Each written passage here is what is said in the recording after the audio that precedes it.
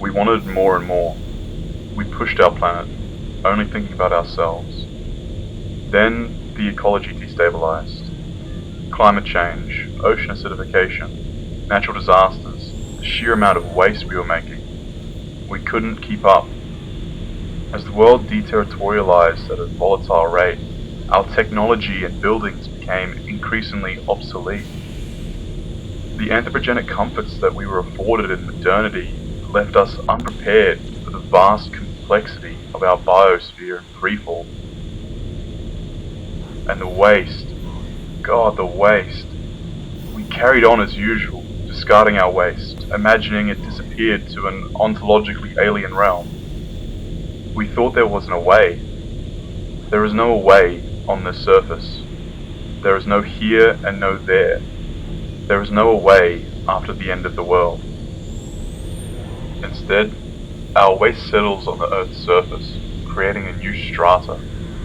Our anthropocentric control over waste flows around the Earth inadvertently shifted modernity into a new geological age, the age of the Anthropocene.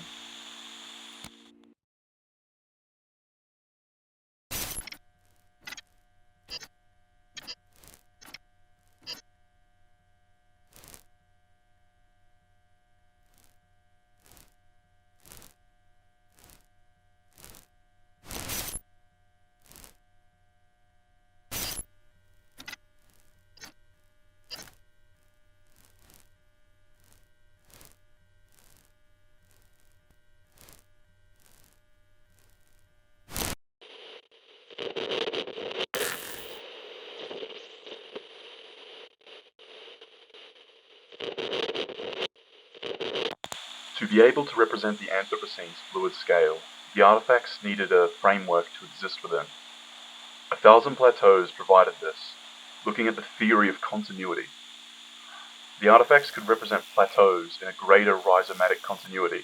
They exist at points where circumstances combine to bring an activity to a pitch that is not automatically dissipated in a climax. With the Anthropocene providing an issue with time and physical scale, architectures that only existed as a stagnant form in one place in time were increasingly obsolete. The artifacts had to be a part of a system responsive to their environment. This system would be able to withstand the volatility and fluid changes of the Anthropocene.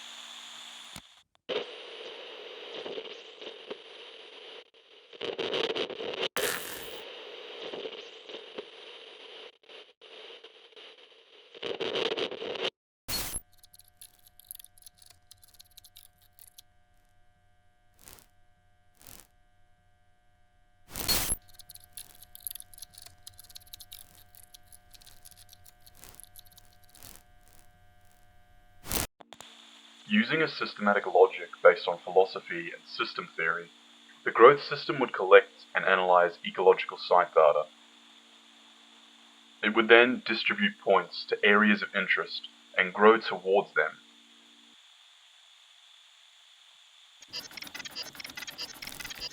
This design logic was then coded using physics particle simulations to replicate the desired characteristics for the artifacts.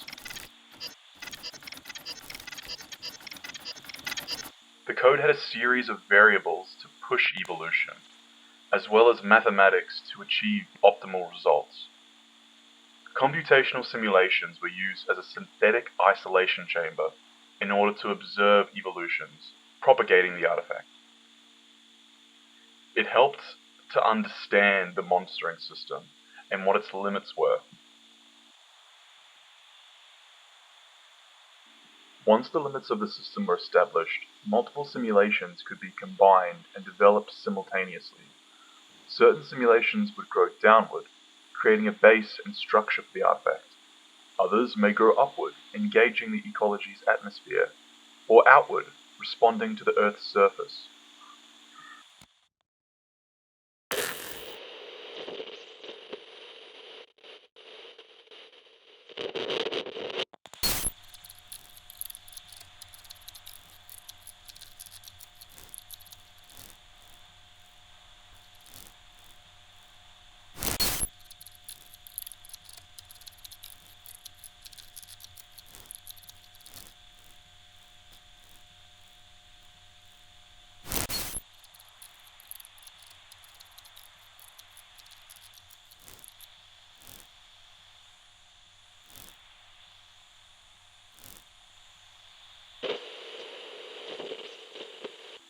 Worlding experiments force us to reflect on the current conditions of the Anthropocene and reimagine our world in multiple different ways. It opens up a conversation for decentering humanity from the center of our minds, provoking a paradigm shift. Worlding experiments explored the intersection of non-human artifacts and technological relics. These relics are inspired by the philosophical persona of the artisan, an inventor whose striated interventions are the cause of the Anthropocene. The non-human artifacts are inspired by the philosophical character of the sorcerer, a being who negotiates with non-humans in a transformative process called becomings. Their intersection will construct a rhizome, accomplishing the primary goal set in the book A Thousand Plateaus.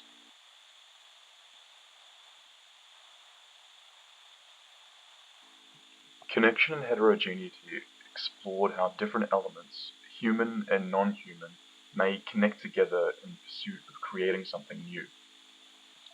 Inspired by the artisan, the humble scavenger's hut is a physical representation of humanity controlling and aggregating waste flows. Hard waste was stored in the shelves, while chemicals were separated into metal drums. Over time, it began to homogenize with the growing non-human artifact. The artifact began to take control over the hut. It let perishable materials rot away over the years, while attaching itself to the steel structure to prop itself up. The artifact then began redistributing the hard waste in the shelves, and then redistributing the chemicals into the ecology. The drums were then homogenized into the artifact, becoming part of its cyborg physiology. The artifacts began to create a system of clusters, creating waste flow connections with other artifacts through mobile robotic agents.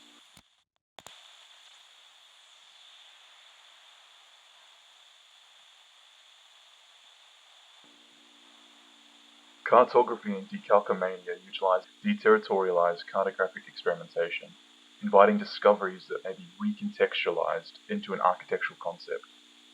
A wide range of mediums were engaged in order to maximize experimental potential. The result was the typology of the mining towers. These structures were built in an immediate proximity to the non-human artifacts. They tapped into the non-human artifacts, as it was more efficient to mine the material flows running through the artifacts than to mine the earth itself. As the artifacts grew, so did the towers, bound in a symbiotic existence. The artifacts were connected through a deterritorialized system, growing from a single point until they would eventually combine into one megastructure.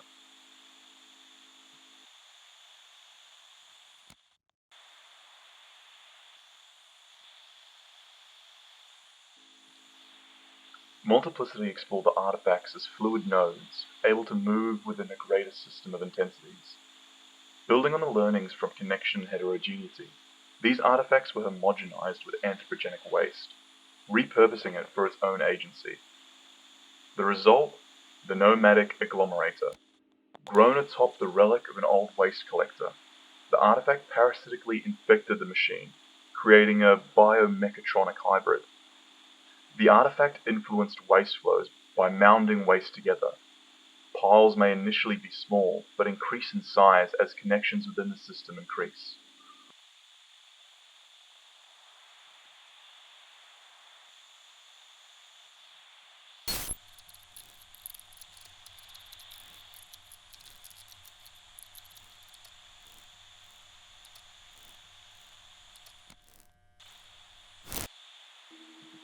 A signifying rupture deterritorialized the key attributes from the previous three concepts, re-territorializing them into a physical model. This model would then be critiqued in a public setting, helping to evaluate unconventional research outcomes. The modeling began with computer simulations to create the site and artifacts. Physical modeling then began with 3D printing and CNC milling.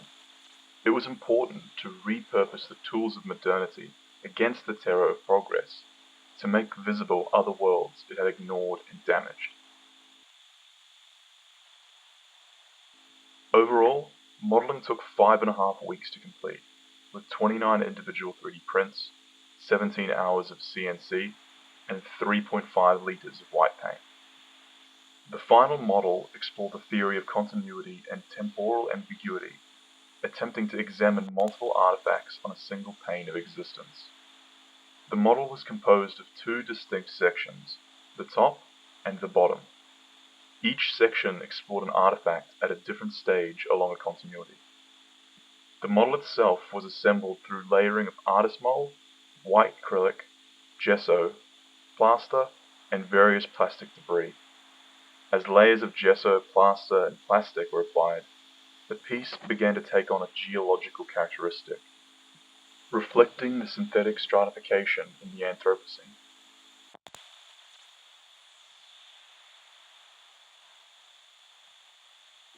The model examined the typology of a waste collection bay, inspired by the artisan. Even as waste is collected into the anthropogenic bays, the non-human artifact seeks to interrupt and regain control over the waste flow.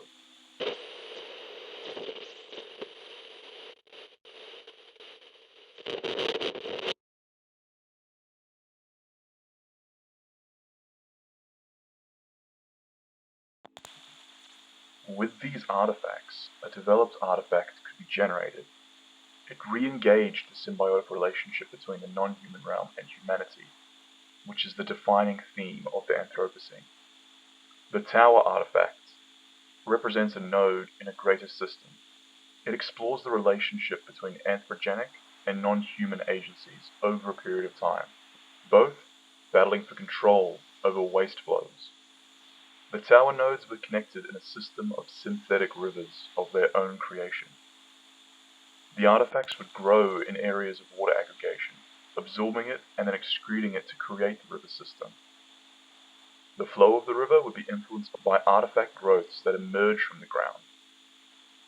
As part of a continuity, the tower node represents a more matured node in comparison to the artifacts in their infancy.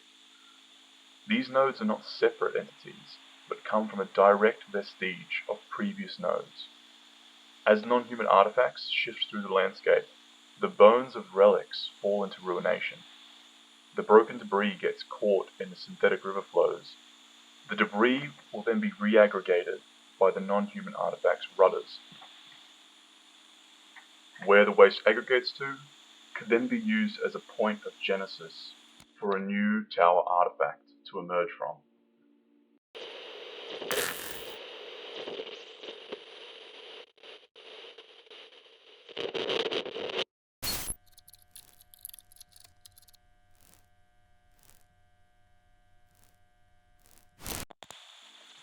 Centering humanity through anthropocentrism entitled us to a human user-friendly world, yet it has left us. It has left them ill-prepared to address the radical openness of the non-human realm.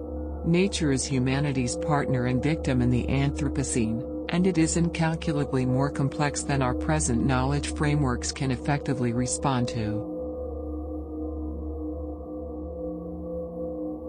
The escalatory symptoms of the Anthropocene renders their contemporary ontological claims and frameworks increasingly dispensable. Post-industrial modernity has engendered humanity's philosophical egoism, making it increasingly difficult for humanity to engage with the Anthropocene, a challenge that exists at a planetary and geological scale. By investigating their built environment as a system of nodes and connecting intensities, the speculative architect may be able to manage the unscalable size of the Anthropocene. By looking towards their philosophers, they may better gauge the Anthropocene's multidimensional attributes. Philosophers explore a wide array of metaphysical concepts, while still linking them together through human cognition. While the philosophy may not be fully replicated, a speculative architect may use philosophy as an iterative design framework to create the new. By using characters such as the artisan and the sorcerers as a translation tool sets between philosophy and design, humans may be able to better relate to the philosophies they seek to explore. Looking to the future, humanity may look to design temporally ambiguous buildings, so that they may withstand the volatile time distortions present in the Anthropocene. Shifting the figure of the human from the center of thinking towards a more than human figure is a colossal endeavor for humanity. But if they do not embark on this journey, Then the Anthropocene will be decided by the sixth great extinction, in which the Terran community of life will have no say at all.